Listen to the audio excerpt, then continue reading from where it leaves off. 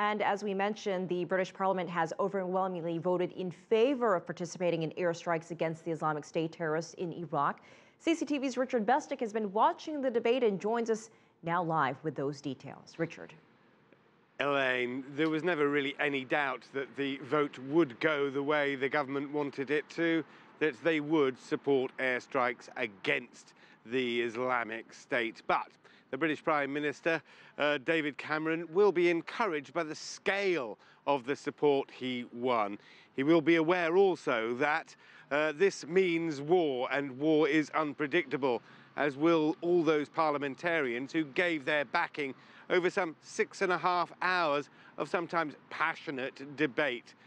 Whether they've signed up to a coalition of forces, whether or not they have signed up to an unpredictable future. The ayes to the right, 524. The noes to the left, 43. The result when it came reflected the intense groundwork put in by the UK Prime Minister. So the ayes have it. The ayes have it. Unlock. An overwhelming majority supporting airstrikes against Islamic State. That body of psychopathic terrorists, said Cameron, capable of staggering brutality. Beheadings, crucifixions, the gouging out of eyes, the use of rape as a weapon, the slaughter of children. All these things belong to the Dark Ages. It was, he said, the UK's duty to take part in the US-led coalition.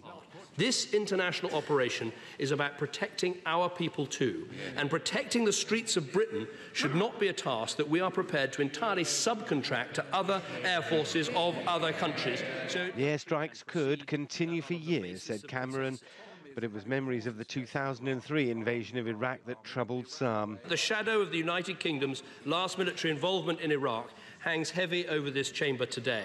But the situation we face today is very different. We are acting in response to a direct appeal from the sovereign government of Iraq to help it deal with this mortal terrorist threat. Opinion polls suggest the government's call for airstrikes is in tune with the mood in Britain, where views on engagement have been turned by repeated images of what Cameron called IS barbarity. Definitely believe we need to take some action out there, because if we don't, it'll get worse. Yeah, definitely the right thing to do. They'll only get worse, won't they, and take over other countries, so it's got to be nipped in the bud, I think. With the approval of Parliament, it's anticipated that within a matter of hours, British Royal Air Force Tornado fighter jets will be launched from bases in Cyprus, targeting Islamic State strongholds.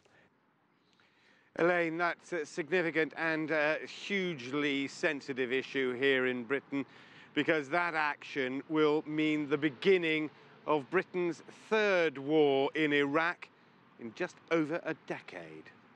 Well, and Richard, what about this mission? You know, Cameron says no combat troops, forces on the ground, but can he hold on to that? Well, that's something that parliamentarians were asking today very much. Mission creep, it's the big question.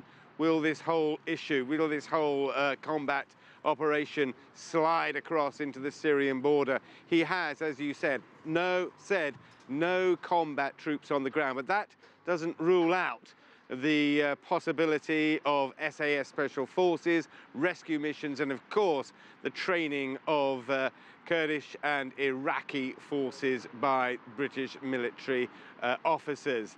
The one parliamentarian put the concerns of his fellows very succinctly when he said to the Prime Minister, when does mission creep begin? Elaine. All right, Richard Bestic for us in London.